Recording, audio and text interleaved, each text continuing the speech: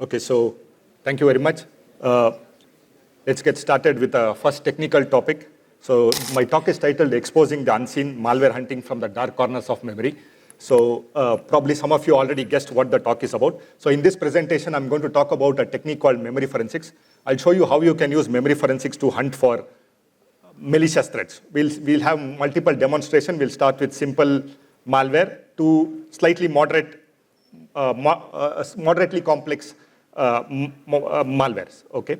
So now why this talk? As you all are aware, there is an increase in the number of cyber attacks targeting different sectors. Behind these attacks are adversaries. They have different motives. The motive can be cyber espionage, political espionage, sabotage, intellectual property theft, espionage.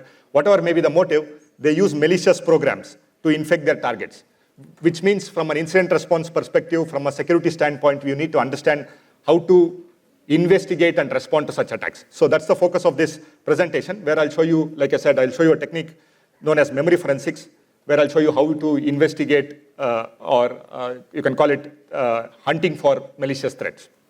Okay, so before I get started, let me introduce myself. My name is Monnappa. I'm an independent researcher focusing on cybersecurity training these days. I previously worked for Microsoft and Cisco as an incident responder and a threat hunter, where I mainly focused on investigation and research on the advanced cyber attacks. I'm author of the book Learning Malware Analysis. I'm also the member of Black Hat Review Board, where we review papers for Black Hat Asia, US, and Europe. I'm also a co-founder of a cybersecurity research community known as SysInfo.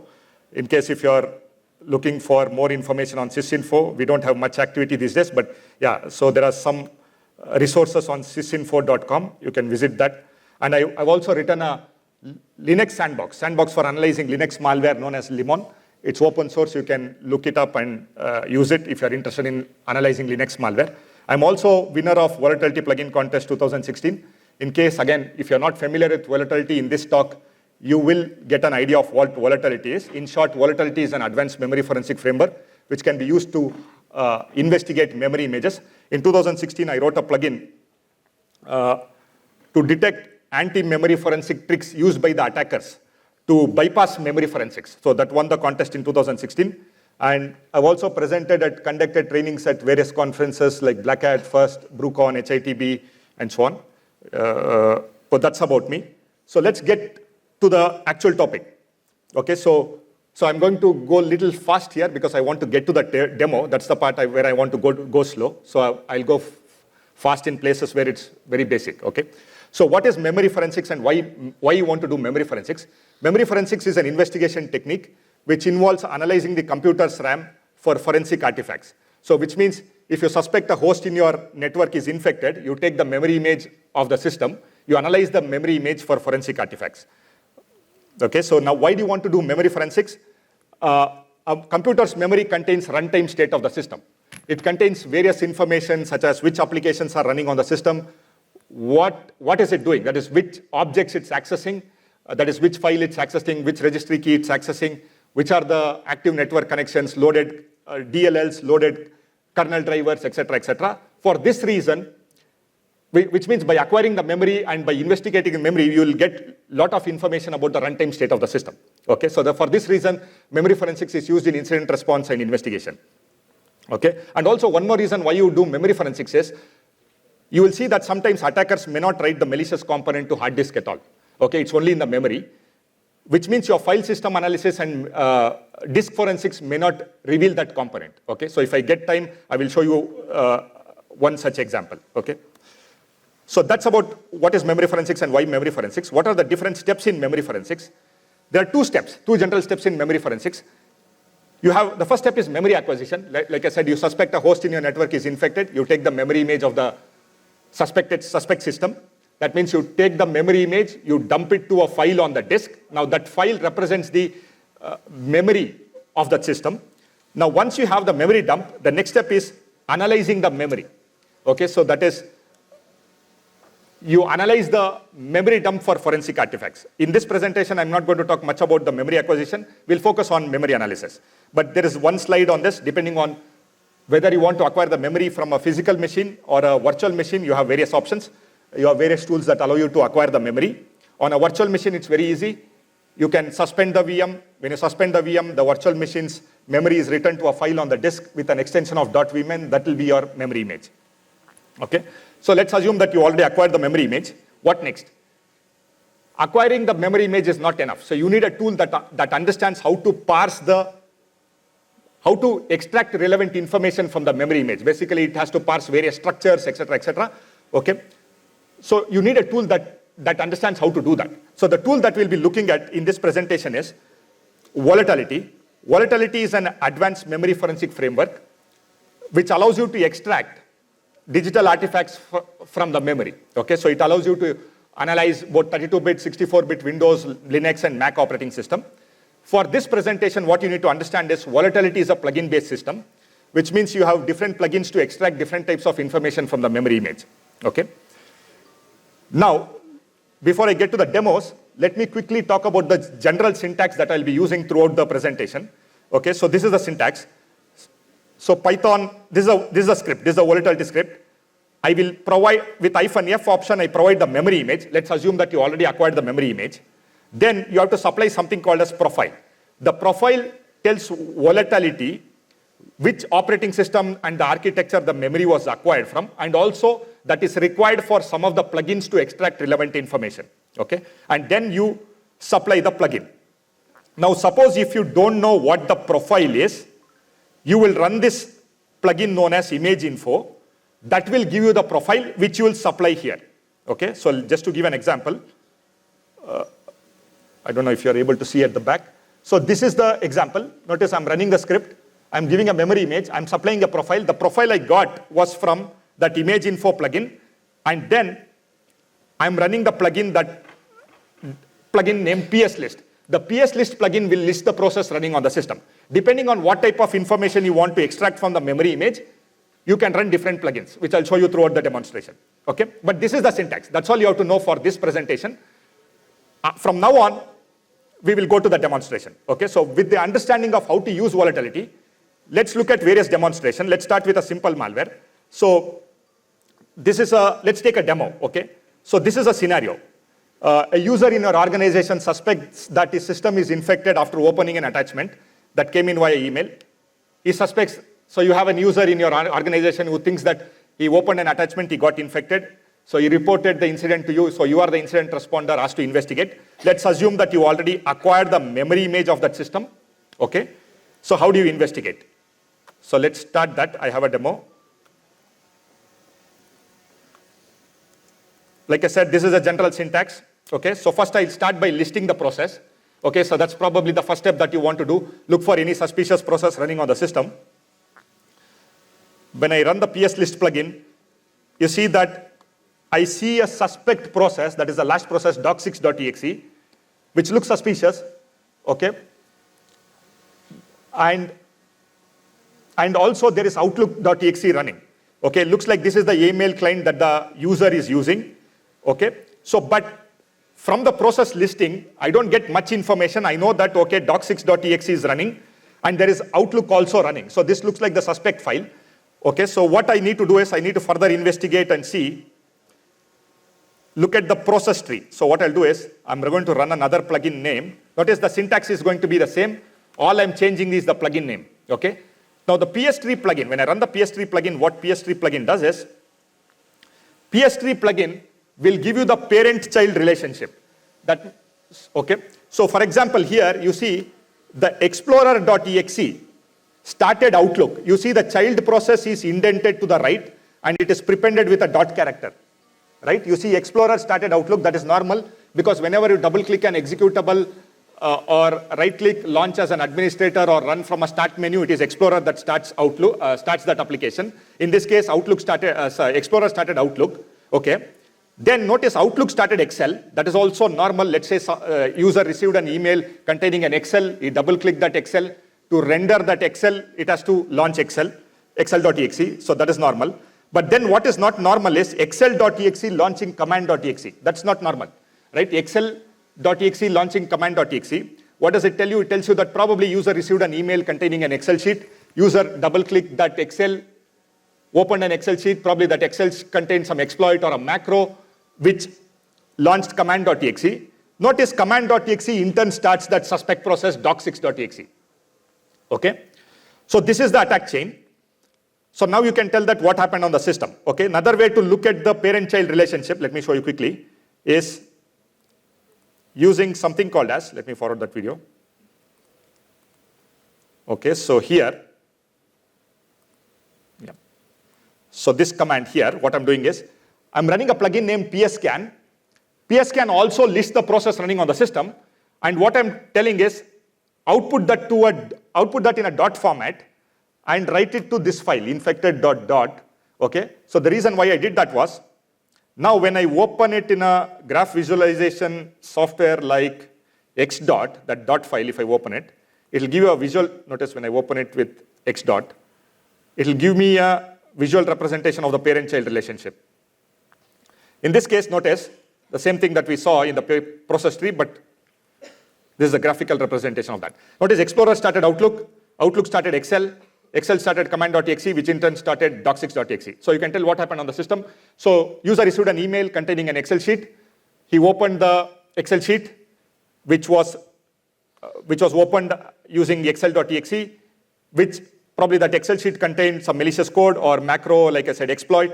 It launched command.exe, command.exe started doc6.exe. Okay, so that's what happened on the system. Now, the question is, also you may want to ask yourself, why command.exe launched doc6.exe? Command.exe is a legitimate binary, right? So why did command.exe launch doc6.exe? How can an attacker make command.exe launch something? By passing some command line arguments to it. So you may want to inspect the command line arguments passed to command.exe. Okay? So let's look at that, the 4056 process ID command.exe. Let's take the process ID 4056 and further investigate that. That is the process ID of command.exe. So I'm copying 4056, which is the process ID of command.exe. And I'm running a plugin named command line. I'm telling, show me the command line arguments passed to this process, which is command.exe. When I do that, you see, we get some additional information. Command.exe started PowerShell. Okay. PowerShell downloaded this file, yboss.exe, from this command and control domain. It dropped it onto the hard disk in this location, temp directory, which is doc6.exe. And then notice the command.exe also invokes doc6.exe. Okay? So now you understand what happened. User received an email containing Excel. He opened Excel. It launched command.exe. Command.exe in turn actually launched PowerShell. PowerShell downloaded the executable, dropped it onto the disk, and command.exe invoked it. But now you might ask, what happened to PowerShell? Why is it not showing in the process tree? That is because PowerShell quickly downloaded and it terminated itself, right? Because of this, it's no longer in the memory, okay? Fine, so but by looking at the command line arguments passed to command.exe, we were able to determine what happened, right? How command.exe invoked doc6.exe, the malicious binary. Okay, then what else you can do with memory forensics? Now that, okay, another thing that I want to show you is, I will also show you the path from where this doc6.exe is running. Notice the process listing is not giving you the path, okay? So if I take that process ID of 2308, which is the process ID of doc6.exe, and I look at the command, again I use the command line tool, that should give you the path as well. Okay, so you see that the path is this, which is the same path where the malware was downloaded and dropped earlier, right? Fine. So, okay, so then what else you can do? Now, okay, so another thing that you can do using memory forensics is you can dump the executable from the memory to hard disk. In this case, now I determine that doc6.exe is a malicious binary. What I can do is I can dump this process executable section of that process, that is doc6.exe, and I'm telling dump it to this folder. That's dump. When you do that, notice it dumps the executable from the memory to hard disk. Okay, now you can take this executable, analyze it, disassemble it, submit to VirusTotal, run Yara scan, run AV scan, etc., etc. So anything that you do with malware analysis, you can do that with this executable now. Okay, so now, okay, just to show you that it is malicious, I'll submit that to VirusTotal. Again, you can debug, like I said, debug, disassemble, etc. But let me show you for the sake of demo. Notice when I submit this to VirusTotal, it turned out to be malicious. 52 out of 63 antivirus vendors detect it as malicious. Yeah. So that was about this malware sample. Now, this was a sample that is used in one of the targeted attack. Again, this was used to target some of the Indian organizations. Okay. So the malware was called Keybase. The malware is named Keybase. Okay. So that was a simple malware. Now, let's move on to the second demo. Let's slightly increase the complexity. Okay. So now let's look at a malware which is used by the Russian actor group known as Downdelf, also known as Sednit, Ursu, there are different names for it. Okay, so let's look at a scenario. Let's take a scenario and start our investigation. Your security device alerts on a malware callback connection from this IP, 192.168.1.70, to a command and control IP address on port 80. Okay, that is the alert that you got from your security device. You suspect this host to be infected. Okay, let's assume that you have acquired the memory image. This is the memory image, let's say downdelf.vbem. Okay, so how do you start your investigation? You will normally start with what you know. You know there was a command and control communication on port 80 to this IP. Let's use that as a starting point, okay? So let's do that. Let's bring up the second demo. Okay, so now what I'm doing is I'm running a plugin named NetScan. What NetScan does is, it'll show the both listening and the active and the closed connections. In this case, notice, when I list the connections, there is a closed connection to that IP address on port 80, right? And also notice the process name is not visible. That happens because of the way these plugins work. They rely on something called as objects, scanning the objects and stuff like that. Because this object is terminated, the network object is terminated, it may not be in the memory, or it may be, you may have partial data. That's the reason you see that this information is not there. The process which made the connection is not there. Okay, but you know that there was a communication to this command and control IP address. Okay, now how do I determine which is the process responsible for the communication? One method is I can take that IP address. In this case, I'm copying the IP address. What I'm going to do is, I'm going to run a plugin named YaraScan, which allows me to scan for any pattern. In this case, I'm scanning for this IP address as the pattern. Okay, I want to see if I can find reference to this IP address in any process memory. Okay, so when I do that, when I scan for the pattern in the process memory, you see that it landed me on this process. I see the reference to this IP address in rundll32.exe, in the memory of rundll32.exe. Now, if you're familiar with Windows, you know that rundll32.exe is a legitimate binary. Okay, this is not a malicious binary. You have rundll32.exe, it's a legitimate binary provided by Windows operating system. Okay. Now, but there is a functionality of rundll32.exe. You can use rundll32.exe to load a DLL. Okay, so it's possible that attackers dropped a DLL, they use rundll32.exe to load the DLL. As a result of that, rundll32.exe probably made a connection to the command and control IP address. Okay, which means probably there is a DLL involved. Okay. So how do you investigate that? You want to see whether rundll32.exe loads a DLL, okay, or whether it was used to load a DLL. Let's see. Okay. So what I'll do is, now I know that rundll32.exe is my suspect process. I will copy the process ID of rundll32.exe, which is 5832. Okay.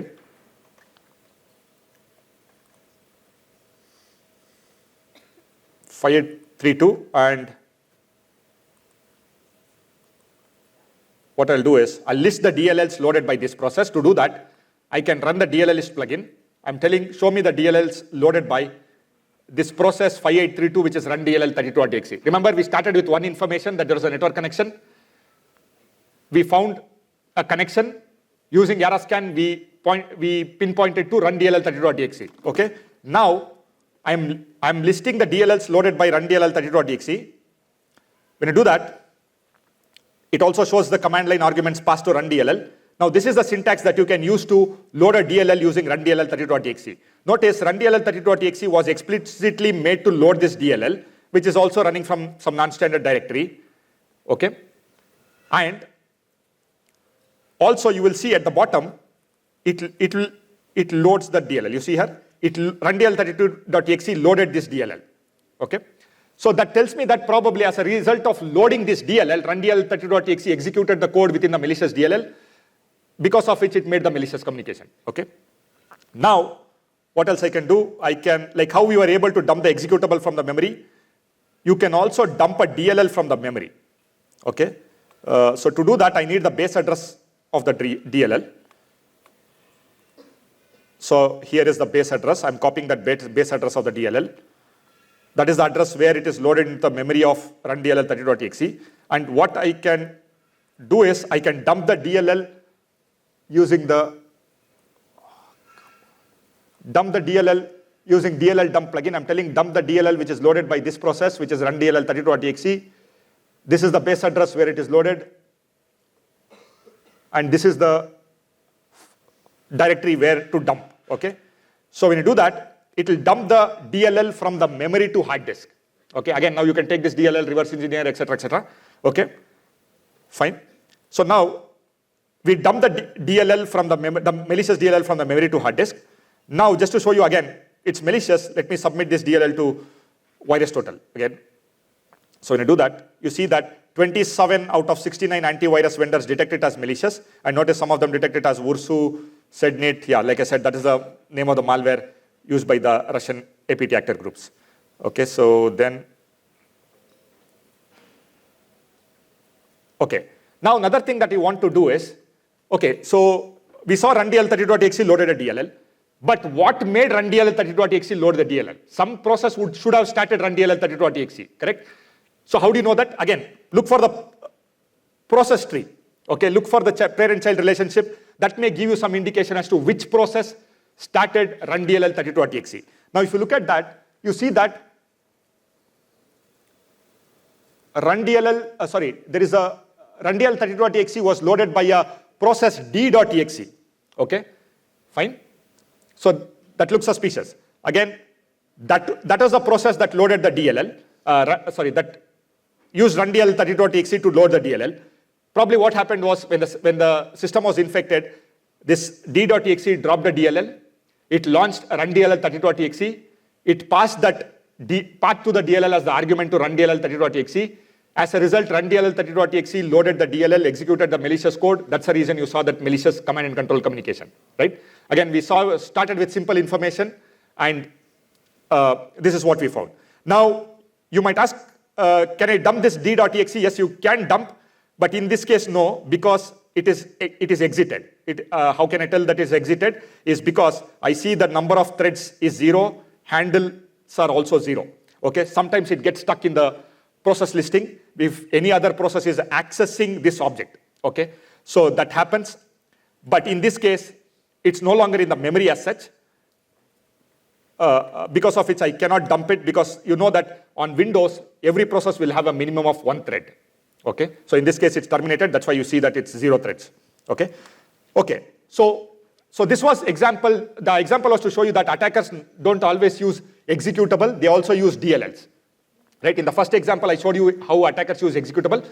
So in the second example, we saw how attackers can use DLLs to execute malicious code, because DLLs are slightly difficult to analyze as compared to executables. Right? Now, okay, that was about the second demo. Okay, let's move on to the next one. Just keeping a tab of the time. Okay, fine.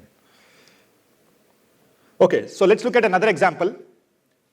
Memory analysis of a malware infected with dark comet rat. Okay, so scenario, let's take a scenario. Your security, again, this is a scenario, your security device alerts on a malware callback connection from 192.168.1.60 to a command and control domain on port 1604. Okay, this is the command and control domain. Okay, this is the command and control domain. On port 1604, remember the port. Let's say the C2 domain resolves to 192.168.1.100. The reason why it is resolving to the private IP address is because I executed this malware sample in an isolated environment. But in reality, it will be the actual command and control server. But let's assume this is the command and control IP address. You suspect this host to be infected.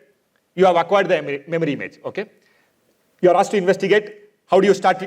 Where do you start? You normally start with what you know. You know that there is a communication to this IP address on non-standard port 1604, right? So that's our starting point. Let's see. Okay, so we start with NetScan plugin. Again, it will list all the network connections. Okay, you see here, there is an active connection to that IP address on port 1604. And the process that made the connection is 1516 winlogon.exe. The process ID is 1516. The process is winlogon.exe. Now, if you're familiar with Windows, you know there is a process winlogon.exe running on Windows operating system, right? Now, the question is whether this is a legitimate process doing malicious activity or it is a malicious binary altogether, okay? So that's our focus. Let's see. So what I'm going to do is I'm going to copy the process ID 1516 and I'm going to run PS list plugin, okay? I'll grep for that process, winlogon, and when I do that, you see there are two instances of winlogon.exe running. That itself is suspicious. Normally, you don't see two instances of winlogon.exe running. It can happen in rare setups, but that's rare, okay? But that's one thing. Second thing is that, okay, so you see that what I see is this winlogon.exe, the process which made the communication with the process ID 1516 has a parent process ID of 460, which is this winlogon, okay? Which means one winlogon process is starting another winlogon, okay? Fine. So now why is that? Keep that in mind. Then, okay, but still it doesn't answer the question which one is legitimate, which one is malicious, okay? So by looking at the, okay, so another thing that we can do is we can look at the path from where both the process is running. Okay.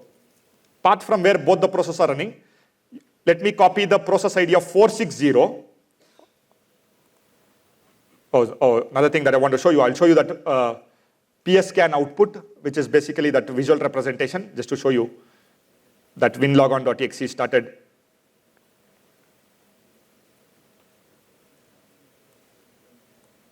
Yeah, you see here, winlogon.exe started 1516 process, another winlogon. Is it okay? But still, you need to answer the question which is legitimate and which is not. Okay? But I can tell that by looking at it, this is the legitimate one because normally on a clean system, winlogon.exe starts user init, which starts explorer. Okay? But see, let's take another route. Okay? So winlogon.exe starts another winlogon, 1516. Let's look at the path of both the process. So if you look at the path from where this 460 process is running, you see the path here, the first entry, it is running from C Windows System 32 directory. That's a legitimate path. Okay. So this is the process that started winlogon, another winlogon, right? So this is the parent process. Okay. Now let's look at the path of the 1516 process which made the network connection. So when I do that, when I run the plugin, yeah, you see that this is anything suspicious here in the path. So it's not C Windows System 32, right? It is C system32.exe. So it tells me that this is not a legitimate binary, okay? Because the legitimate binary runs from C Windows System 32 directory.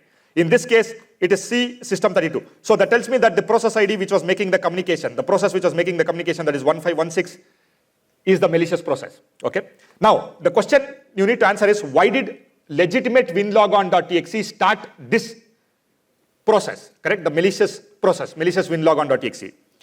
So, if you are familiar with malware analysis, there is a persistence technique, okay, using which you can make winlogon.exe process launch another process, okay?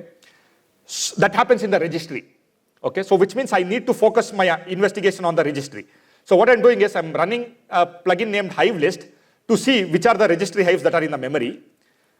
I see that most of the registry hives are in the memory. Okay, so which means I can dump these registry hives. Okay, so what I'll do is I will dump all these registry hives from the memory using the dump registry plugin, and I'm saying dump it to this directory. So which means I'm dumping all the registry hives from the memory to hard disk. Okay, I'll tell you why. So when I dump it,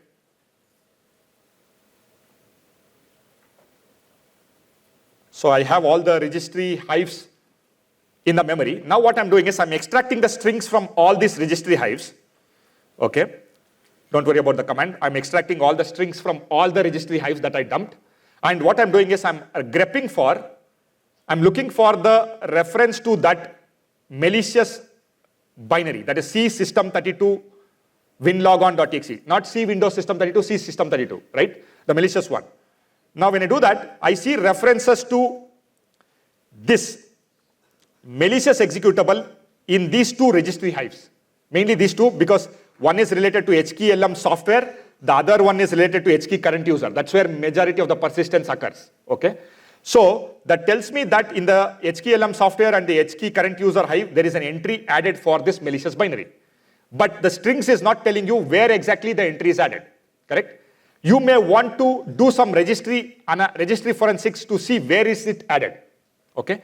So what I'll do is I'll take these two registry hives which I dumped from the memory, and I'm copying those two registry hives. I'm going to my Windows machine.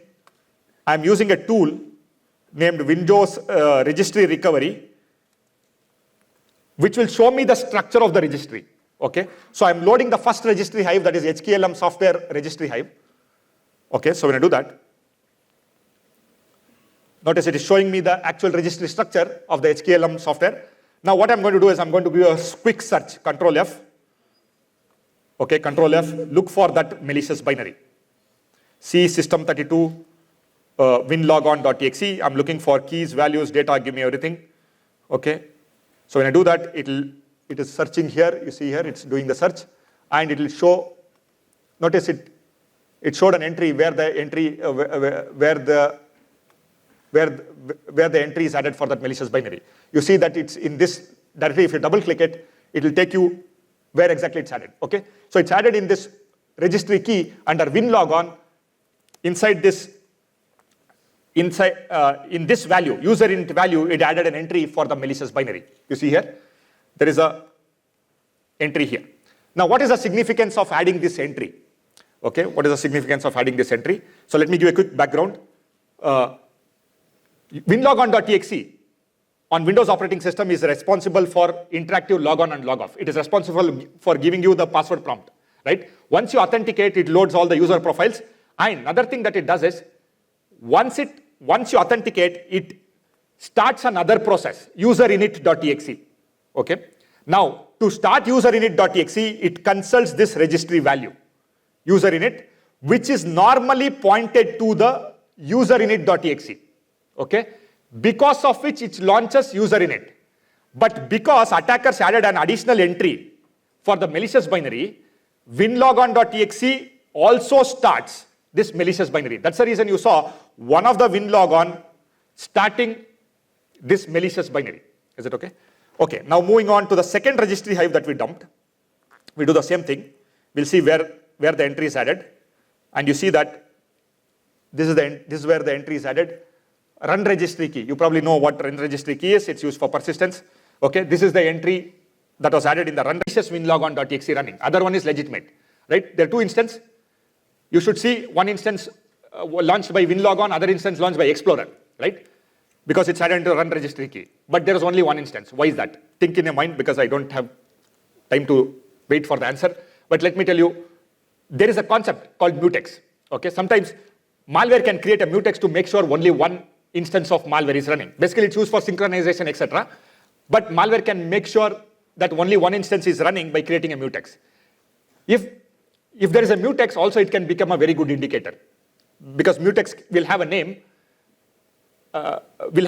So that you can use as a unique indicator to hunt for additional infections. Okay. Now, how do I know? Getting back to memory forensics, how do I know if there is a mutex created? Okay. Mutex is an object in Windows operating system. So any process, if it wants to access an object, it has to open a handle to the object. Okay. It has to come through the API, open a handle. Again, I don't want to cover that. I don't have time to cover that. But remember that a process has to open a handle to the object. Okay. So which means if it still has an open handle to the object, it should be in the handle table. So that's what I'm going to look at.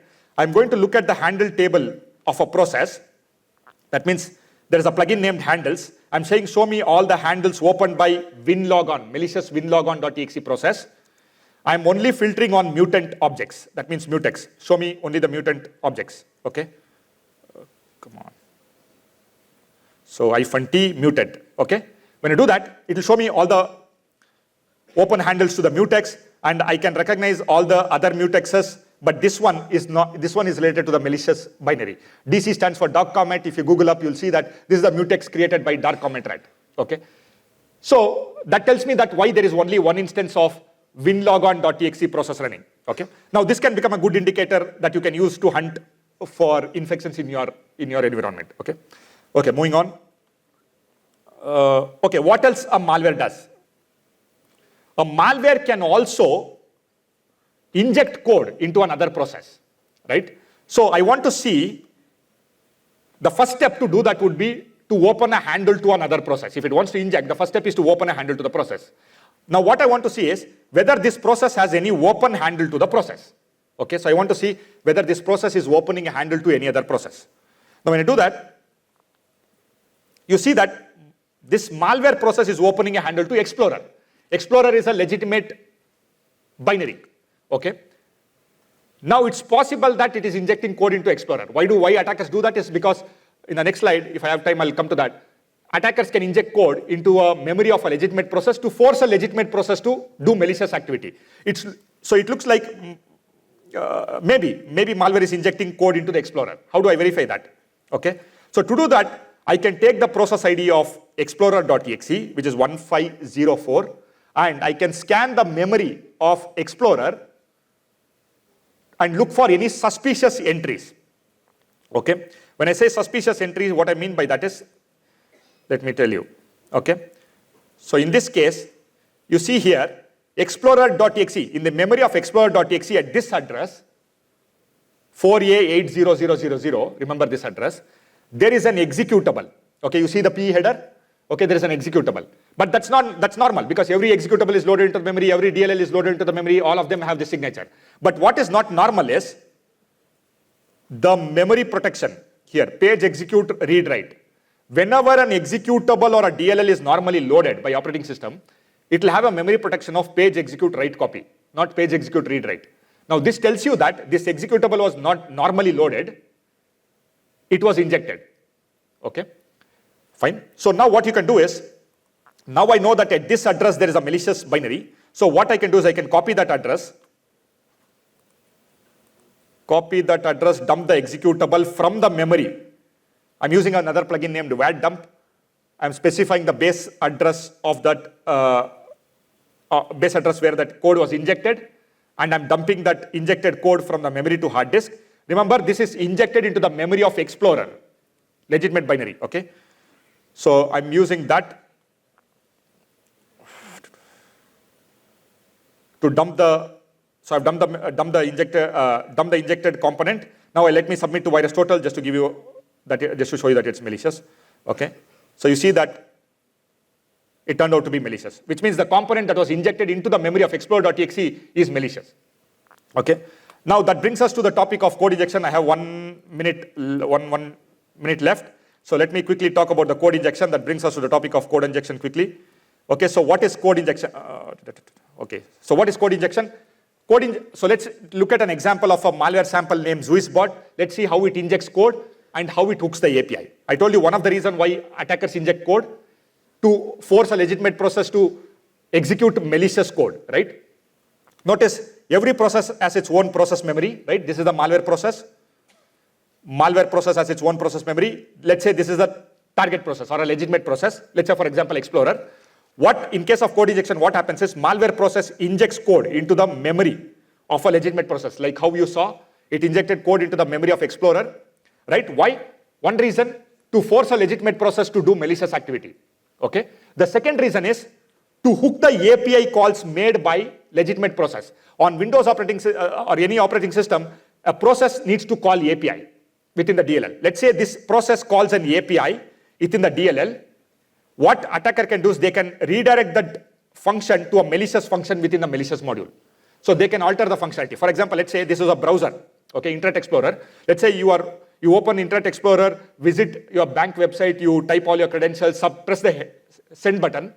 In the back end, it calls an API, HTTP send request, let's say, okay, which sends the credentials to the banking website. Now, when it does that, what attacker can do is, they can hook the API, redirect the function to a malicious module here, and then they can steal all your credentials. Okay, fine. So that's the idea of hooking. So now let me show you how Zeusbot performed that kind of hooking. Notice in this case, Zeusbot first injected a malicious executable into the memory of explorer.exe. Okay, remember this address, 6F1000, and notice the memory protection is wrong, page execute read write. So the code was injected at this address, 6F1000. Okay, and then notice what malware is doing is, notice it's telling me that explorer.exe, which relies on this API, HTTP send request, which is supposed to be at this address normally, in win98.dll, okay? It is redirected to this address, 6F1EC, remember 6F, okay? This is where it is redirected to, which means it injected a code, it redirected the API into into a malicious function within the injected code, okay? So the idea, like I said, to hook the API to alter the functionality of the process, to hook the, by hooking the API, it can block the API, it can monitor the parameters passed to the API, or it can also filter the output from the API. Okay, so that's the idea of hooking.